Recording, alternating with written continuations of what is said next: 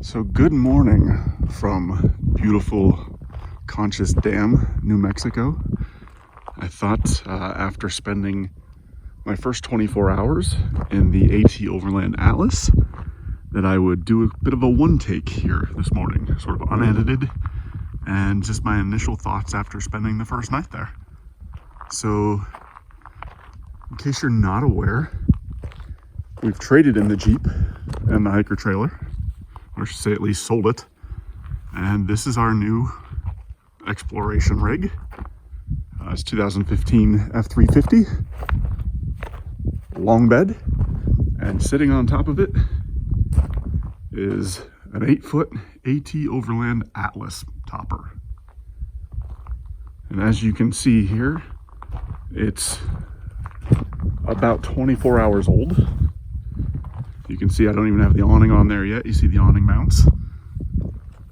I did order it so that it's paint matched to the truck. As far as other options go, I added the Euro Arctic Turn windows, which flip out, and then they have the privacy shades, which conveniently match the silver of the truck. And they have screens that roll up as well. And there's one of those on each side.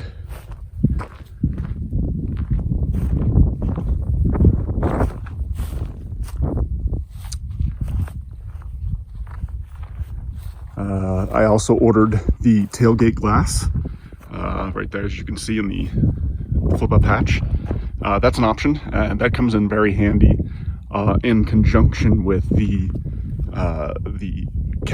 front of the cab glass, which I'll show you in just a second, so that you can actually still use your rear view mirror. It comes in very handy when driving on the road. So I'm going to hop in here in just a second, walk through a couple things that I noticed, but just overall first impressions.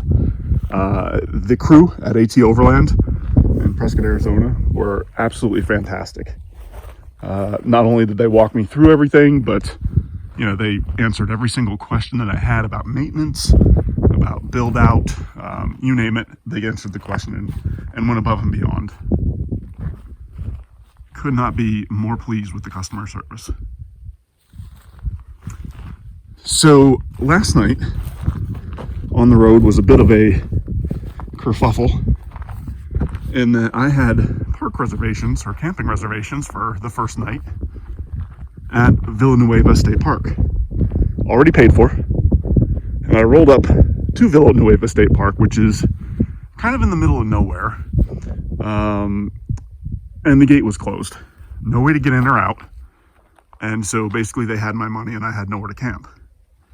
I was running low on diesel, and so it was dark.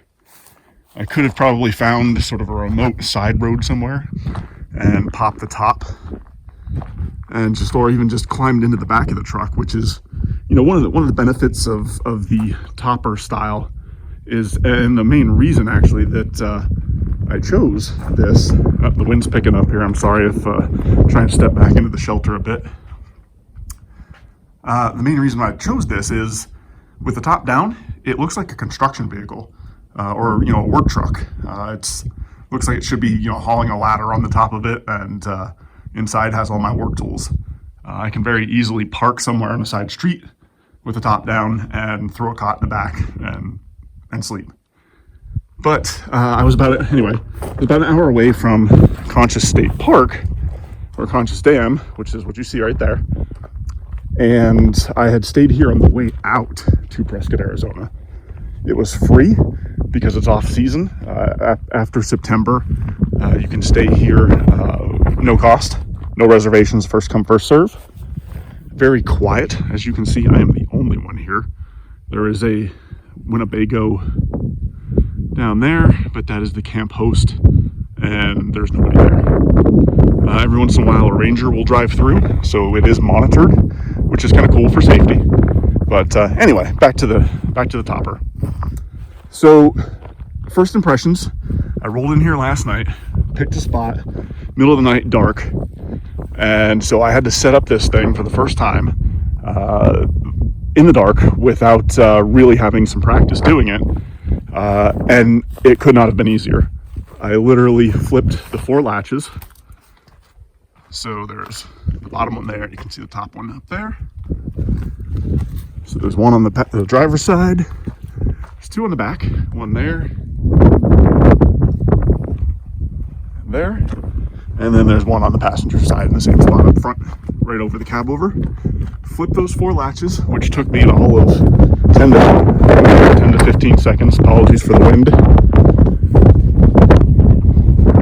Hopped inside, pressed up in the middle, and this thing popped right up within 10 seconds. That is invaluable when you're tired and frustrated from having a bad day on the road or inclement weather, you know, anything like that, just setting up camp adds to that kind of frustration. And the fact that this was so easy to set up just reconfirmed that I made the right choice. So it is a little bit breezy out here, but the wind has died down from last night. And one of the things that I specifically asked Mario at AT Overland about was, what kind of wind can this thing take when it's popped up? And he kind of just looked at me and said, you know, it's the strongest when it's up because of the way that it's designed. And they have had it in some pretty extreme winds. And, you know, the first thing I thought of was, on my way out here, I was ground camping in a tent, and the wind was some of the worst I had ever seen. So I was a little concerned with, you know, coming here as my backup option for camping, that I'd have to just leave the top down. I did pop it, as you can see, and the wind was so rough last night that it literally shook the whole truck. I mean, this is a over 9,000 pound truck, and the wind rocked this whole thing back and forth, and that top did not move.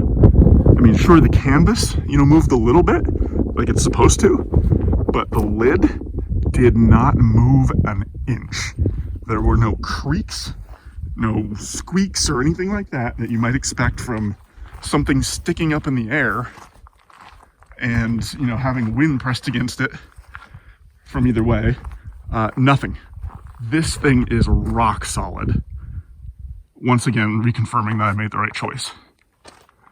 I mean, look at the welds on this.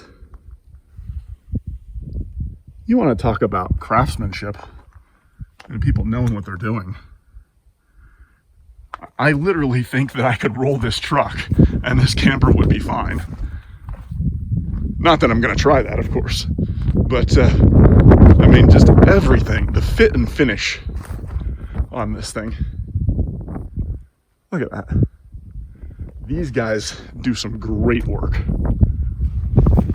So anyway, a couple of things that I noticed the first night. So we're going to go ahead and pop this open. So I locked this last night to obviously lock myself in here for safety, but it's on lock now. So I'm just going to pop that side and pop this side, put this up.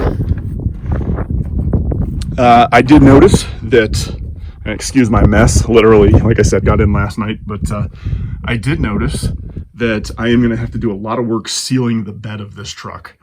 You can see just from the dirt road that I drove down right there, that's one drive down a dirt road, because this tailgate has gaps in it, you know, from Ford, that, you know, I could probably drive a truck through.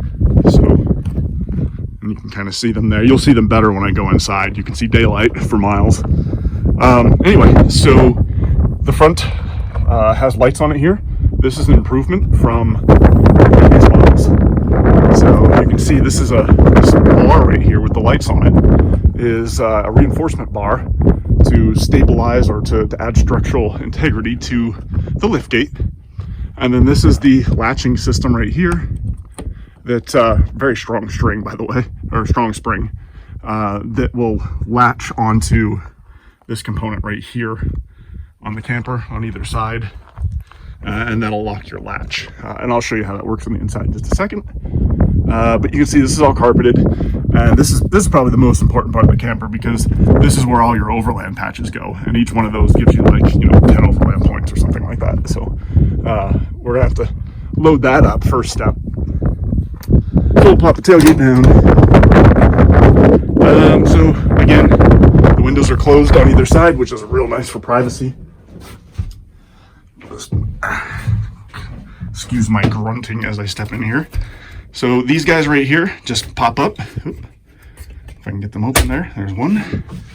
The shade and the screen pop together, but when you unpop them, so you can roll the shade up, and then your window will, there's 4 latches here, 5 latches, sorry, with a strut, a gas strut, and it will lock open 3 notches, and then you can put the screen up if you want. So the screen's the center portion here, and you can lock that into place just like that. So it locks to the top of your shade, and so if you pull down, the shade comes down, you pull up, the screen comes up. But if you let go of these latches here, it will retract back in there by itself. So it's got a pretty nice little bug net here. Same thing on both sides. So again, just pop these guys, and it retracts right back down in there.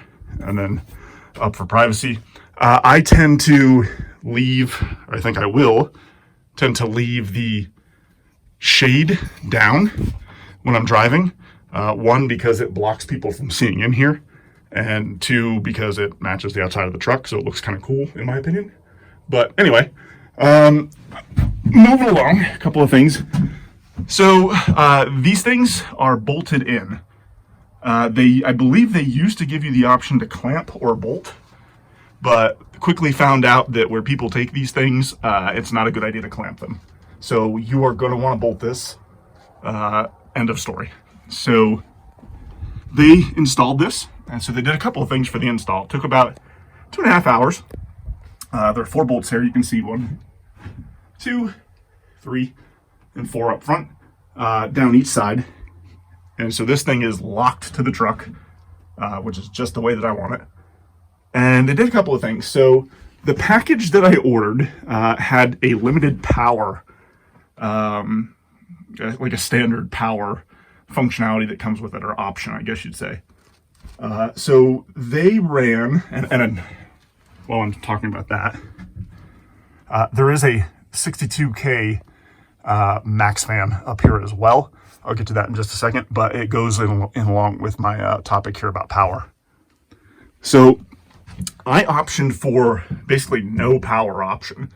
And that means, I didn't order any of the battery packs or, the full-blown power that you can buy with these things.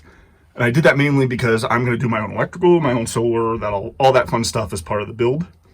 And so, but there's still a standard amount of stuff that they have to do as part of the install. And one of those things, of course, is to wire the third brake light. So they pull out your tail lights and wire that third brake light, which is on the back outside here. I'll show you in a second, to make sure that works.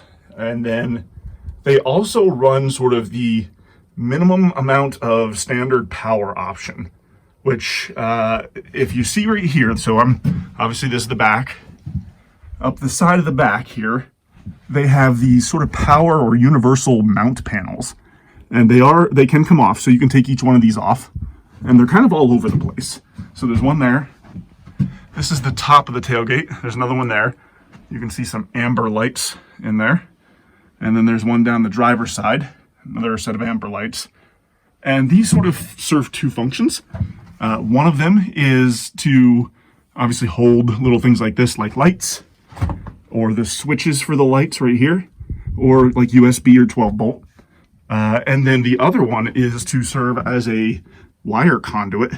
And you can kind of see in behind there, it's where the wires come down, or the wire runs. And so if I come up here, and now let me back up so you can see this here, maybe.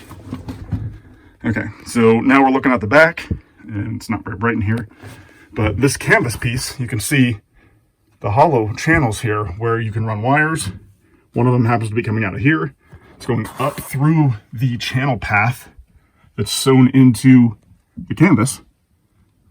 and it's going into the top. So this one in particular here is for my max fan that I just talked about. But the conduits here, this one in particular, down the driver's side, you can see it. There's another one down the passenger side, and then you can see right there, there's a little plug. Those are the main structural pieces for the roof. They are where the airline track, or the L track, however you want to call it, that's on the roof, is mounted through and to. And it's also hollow. And so when you're running solar panels or anything to the roof, like you've got here, you can come down into this channel and run it front to back, or then use the side channel curtain to bring it down to your bed. I thought that was really awesome. My first glance at that, and when I ordered this, I didn't really realize that's the way that it was built. But that's going to make installing things and customizing this so much easier, because there's built-in runs for wires and anything else you'd want to add. All right. So anyway, so during the install process, the team at AT Overland did run power from my main battery, or my cranking battery, one of them at least, there's two of them on the diesel, with a 30 amp fuse and a line all the way back under the truck to basically come into here. You can see it coming out the tail light hole in the bed, and then it plugs into, come off a little bit there. Then it plugs into the connector there, which basically powers the factory options on the Atlas. It's great. It worked great last night. I didn't realize, I was in the waiting room. Didn't quite realize everything that they were doing. I might have been able to save them a little bit of work and not have them run that, because, to be quite honest with you, it's great for the option, and it came in real handy last night when it was dark. And all I had to do was flip this little switch right here, and it turned on the amber lights. There, and then down the side again. Not real bright at all, but they, when in the middle of the night, when you're trying to set stuff up or work around in the bed, came in real handy. So I am kind of grateful that they did that. Otherwise, I would have been using a flashlight the whole time. But it lit the bed up, those 6 little amber lights or so. Lit the bed up decently enough to maneuver. But anyway, so they did that, and I think what I'm going to end up doing, because right now, that's all running off the cranking battery, as well as the fan, and the fan is powered. And this is the max fan, so it can actually operate while the hood is closed, which is a really nice feature, so if it's raining or something like that. But that is also running off my cranking battery right now. In fact, everything in this camper is. And what I want to do as I build this out is, up here somewhere, ignore those wires, they're left over from a previous build. That is not AT, this is all my junk. But what I'm going to do here is put a house battery bank in here, and I want everything in the rear of the truck to be powered off of that house battery bank. So that means these lights, the max fan, and anything else that I'm going to put in here. So, I thank them for their work, but I may undo that. Sorry, guys. Anyway, so I crawled in here last night, popped this thing up, and like I said, it went up real easy. The bed portion, let me get my junk out of the way here. So first impressions last night were, number one, it went up really easy, really quick. And I was like, well, great, that was awesome. Had a rough day, and that's perfect. I can go to sleep now. I don't have to do anything else. I did pull down some of the windows about halfway, and these are Velcroed. And by the way, this fabric is phenomenal. This is extremely thick, and in one of the future videos that I'll make and post, I'll put the correct name up here. But this fabric is what they use on like commercial storefront awnings that are outside 24/7. So not only is it waterproof, but it is also, fade resistant and the whole 9 yards. This stuff is some hardcore quality stuff. So I love that. Windows, there's 4, obviously 2 on each side, or 1 on each side. one in the front, smaller one, and then one in the back. And they are all held in place, the covers at least, by Velcro, very strong Velcro. And then the vinyl piece can come down as well. And now you've got the screen there. And we'll put that right back up. And when you close this, you want to close all the windows just so that it folds right with the fabric. And generally you want to, ignore my crappy roll job here. This is just quickly done for filming this, but typically you want to roll these a little tighter and you can kind of tuck them down in. Now, I did order the Thinsulate thermal liner. They were out of stock of that when I came to pick this up. So they're going to mail that to me probably here within the next month, as well as the high mount crossbars that should go on the top. So the airline track is up there, or the L track is up there, but the crossbars are not. So two things that AT still owes me, which I'm fine with. At this point, I would rather have the camper after having ordered this in February and just picked it up October 18th. So I'd rather have it and use it. And I've got a little buddy heater there that can take the place of my thermal liner. So it takes, real handy for taking the chill off in the mornings.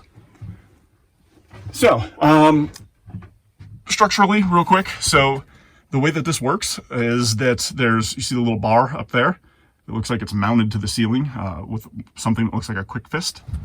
We'll show you this one up closer here on the rear. So that's just kind of clamped in there. And that bar it's U-shaped. It's got this nice little cover on it so that you kind of blends in. And it's bolted to basically the main structural piece that holds the roof up here. And these are 3 aluminum plates. So you can see the edge of the camper here. There's sort of one where it bolts on. There's one gigantic hinge. And then there's some uprights, but the uprights are only fastened to this lower piece. And then there's another hinge in the middle here as it comes across. And then there's another hinge up top where it's riveted to the top side of the camper. And this thing's, this thing's not moving. So what happens is this thing folds like sort of an accordion. As you pull this down, and I'm not going to do it right now, I'll do that in a future video, just because I've still got all my stuff in here. And, but as you fold it down, it accordions, these pull away, and then that pulls the whole roof down with it. And you're supposed to do both sides at the same time. So you kind of have to slide this little bed piece here. Let's see if I can do this without dropping anything. Let me move my buddy heater a little quick. Okay. All right. So gotta love these one-take videos. So this platform right here, which sits on the bed platform, that is, which sits on these rails, this is 2 pieces, and you can see it right there where it divides. And the front half there is my cab overhang. So in shorter bed models or smaller trucks, you have a much longer bed cab overhang than you have in this 8-foot model. And, this is actually one of the things that I had to think about a little bit as to how I'm going to work with this, because I really did anticipate this, and this is probably my fault for not asking, but I anticipated this piece, which slides. You'll see it here. I've got all my junk on here. There you go. It slides, and there's a Velcro piece there. So when you put the 2 pieces together, it kind of holds them together. But it slides real easy because there's a felt piece here and here. And you can kind of see them down there as well. So it slides on these rails. It's very light, but it's very strong. I have jumped on this thing. I'm like 225 some odd pounds. I had jumped on this thing a couple of times now, getting in and out of here, and it hasn't budged. So I had anticipated that this sliding piece would actually be 2 sliding pieces instead of 1 big one. And the reason being is because I had planned during the day to lift these and stack them on my overhang piece so that I would have full run of the 8-foot bed. So you can see down here where that gap is, and if I remove this gigantic piece, and it lifts right out of here, and I can stack it there on top of my cab overhang. But the problem is that it's bigger than the cab overhang. So it's still going to overhang into the bed once I do that. And there'll be more on this as I film future videos later. But that was one of the first things that popped into my mind was, oh, okay, this is one big piece. How am I going to do that to maximize the space in my bed? So I don't know. I really don't want to cut it. Maybe we'll come up with another solution as to where I'm going to put that during the day. Because really the intent of this whole build is to make this a mobile office. So I'm going to need to maximize the amount of standing space and moving around space and all of that. I need the entire 8-foot bed. It's the whole reason I bought an 8-foot bed truck. While we're talking about standing space, phenomenal. I am 6'5". This is 6'11", and it is fantastic. It is probably the number one or number two reason why I picked the Atlas above anything else. And I mean 4-wheel camper, Summit models, any of the other models on the market. It is one of the highest opening campers. And it is just fantastic to be able to stand in the bed of a camper, in the bed of the truck, walk around, even put my arms above my head, and still not even come close. This feels humongous inside because of, number one, the windows that open and let in a bunch of light. And again, you can option more roof hatches and things like that so that you can have more light from the top down. I didn't, because I'm going to put solar panels up there. I just wanted the one fan because I've got plans, not to get off on a tangent here, but I've got plans. If you notice, these are my 5th wheel hitch holes down here, the plugs. And then there's a fan right above those. So something's going to be going in there that I will show you guys in a later video as it goes in, that is going to make use of all of that. So anyway, so yeah, the ability to stand in this at my height and walk around freely, not having to lean over, is huge. I think a lot of people underestimate, buying a camper or even an RV, especially tall people, sacrificing the headroom height to, for some other reason. And it's so much more comfortable. It's the little things like that that make things so much more comfortable as you're living in this thing daily, weekly, monthly, even, to just be able to stand up and stretch and walk around. Phenomenal. See what else. So, one other thing, if I had to knock, don't get me wrong, one night in here, but, I'm sure, I'll have other things, to talk about, as I get used to this thing. One real quick thing. So I mentioned that thermal insulator, thermal lining, that they're going to send to me. That goes in here. There are Velcro tracks along the bottom and the top of the canvas, and that thermal liner goes right over it, and it has openings just like this for the windows.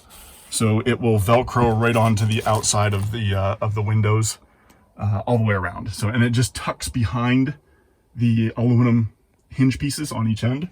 And then it will close with the camper, so I don't have to remove it every time. So that's gonna be nice. I started to say, if I had one thing that I would improve right now, aside from cutting this sliding panel in half and making 2 smaller pieces out of it, is the mattress itself. I think, and I knew this going into it. I've read the forums and people talked about this. This is a 2-inch thick mattress. It is sort of Velcroed to this sliding plate. I'm sorry guys, but it's gonna go. One of the most important things of being on the road is having a good night's sleep. And as you can see, I even put this little cheap inflatable on there for me to sleep on. Still not the greatest. So this is gonna go.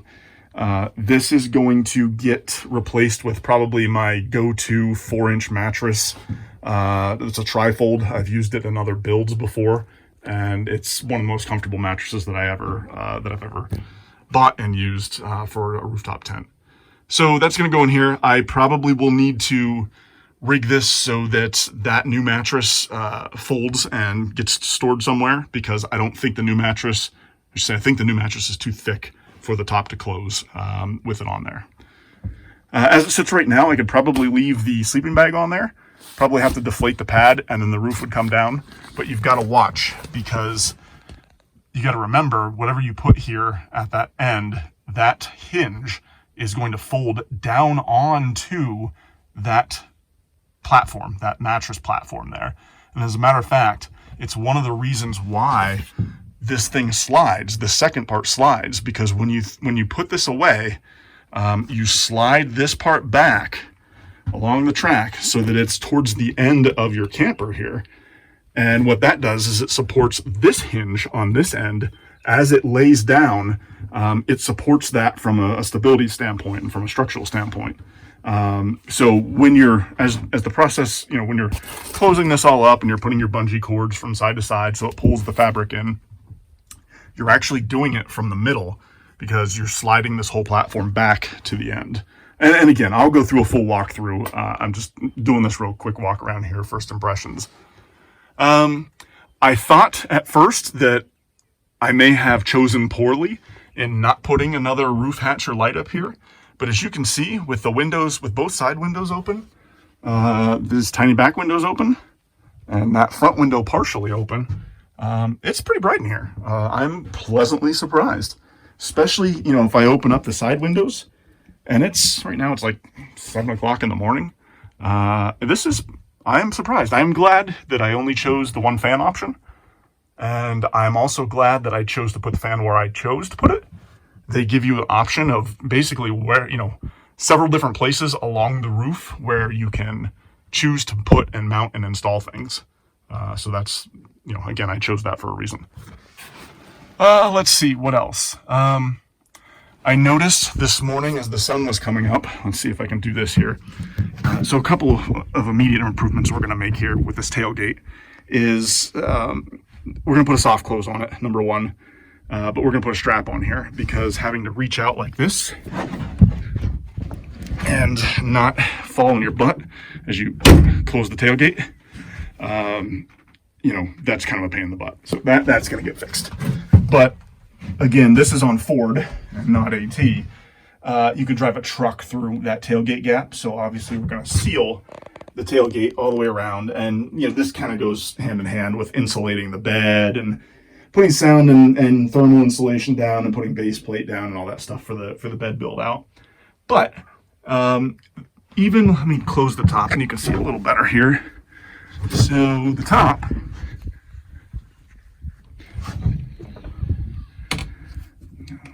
okay, so got it closed lightly there. Couple of things. So I mentioned earlier that, there's that panel over here for lights. The new reinforcement bar here that they put on the back hatch, liftgate hatch, also has a light in it. So you can flip that on there independent. Again, it's 4 amber LEDs. When it's flipped up, it creates a nice little tailgate light. Very handy. I didn't even know they did that, but it worked very handy last night, and I do like that. I like that a lot. It's a great upgrade. So anyway, to lock this thing, you can see here on the side, you can just pull and it will lock itself there against the ledge. Same thing on this side. Okay, so now we're completely sealed in here, and you can lock this from the outside and then pull this closed so that nobody can open it from the outside while you're in there. Same thing, you lock your tailgate from the outside and you're locked in here, but you can still get out. These two things operate. The hatch, the handle for the hatch is independent of this spring mechanism, so you can open it even though it's locked from the inside. So you can see probably what I noticed here. There is a football size gap in between there and there. The topper AT can only do so much. This is mostly on Ford, and so I've got my work cut out for me when it comes to sealing this, and along the bottom as well. And again, one dirt road coming in last night kind of coated this thing in dust, so there's a lot of work to do there. I think that's probably about it. We'll pop this open, that side, and then just push up. And then reach around the tailgate, brace it. Again, this comes into putting the stabilizer in there. And I think that's about it. Let me look around and see if I missed anything.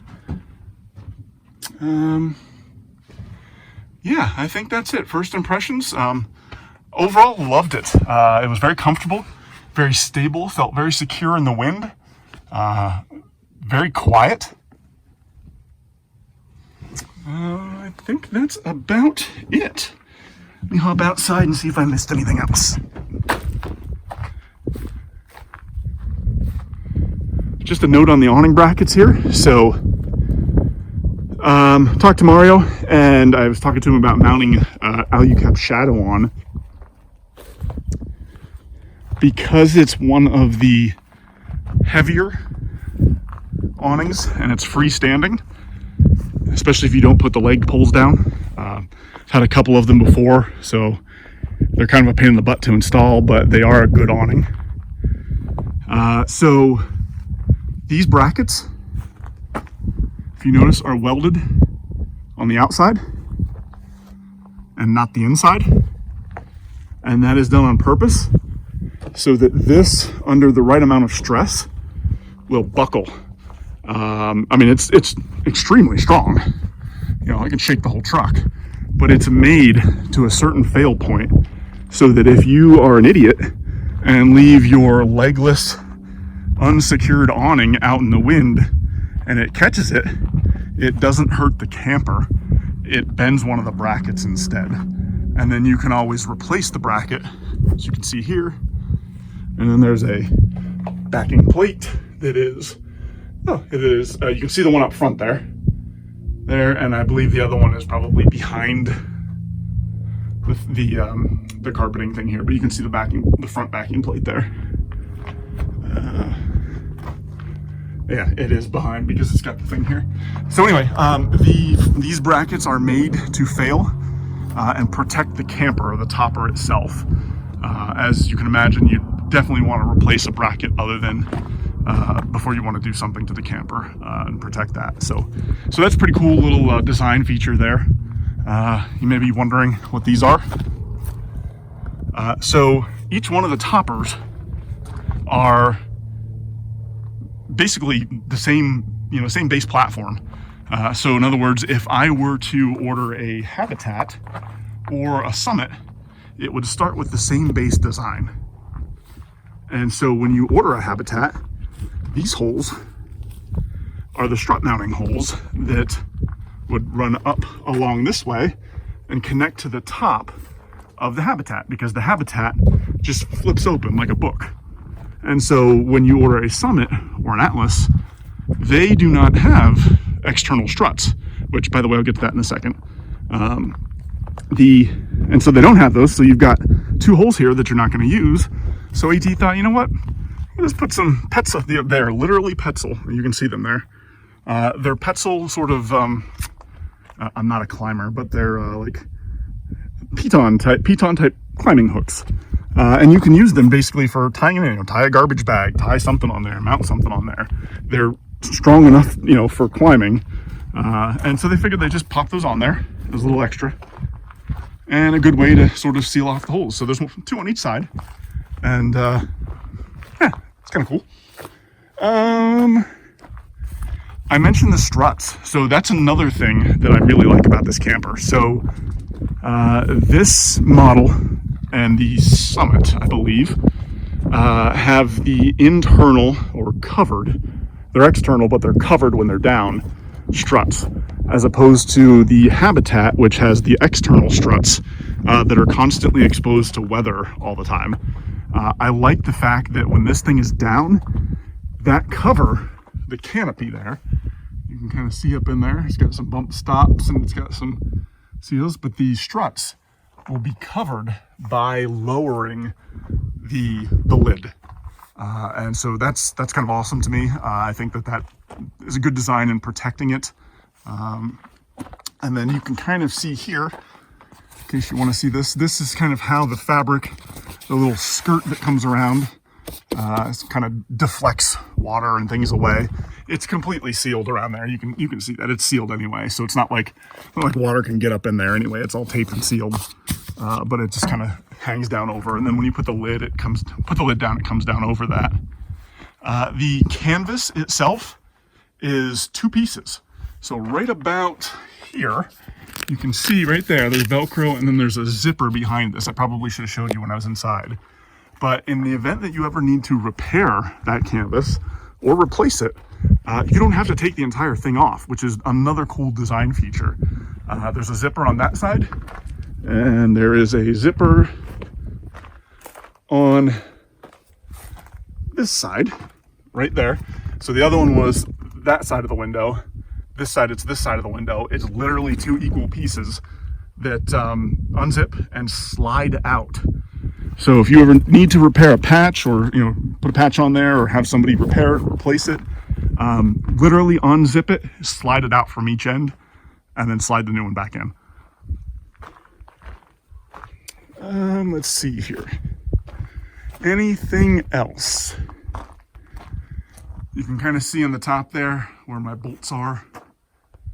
So the bolts are on the airline track, and then that's where my upriser roof mount crossbars are going to go once they come in. And one of the other little cool aesthetic things that I like about this, and AT does it for, I believe, the Atlas and the Summit. I'm not sure if they do it for the Habitat or not, but there's sort of a leader plate here, the plate that takes the brunt of the wind and everything as you're driving down the road. And you can see just from one day of driving, I've got that covered in bugs already, but there's a laser cut etched Atlas on there. And then the AT logo on this side is also laser cut in on that plate. It's riveted to the front of the lid, and that's just a really cool little feature. I've seen one example where somebody has painted that behind it to match the colors on their truck, and I may try and do the same. I don't think I can get that off there because it's riveted, I think. So I'd have to sort of be, like I'm old school, like I'm painting a model or something, get up there and try and paint that. But I think that would look really good if I matched the 2-tone color of the magnetic gray on the truck. So, given the fact that the topper is paint matched to the ingot silver and then the magnetic gray 2-tone, I think that would look really kind of cool up there. Kind of just, those little things like that. I think that's it. Probably that's it for now. She's like a 40-minute video already. I intended this to be a sort of a quick one take, but if you have any questions, let me know. I am going to be doing a build series on this.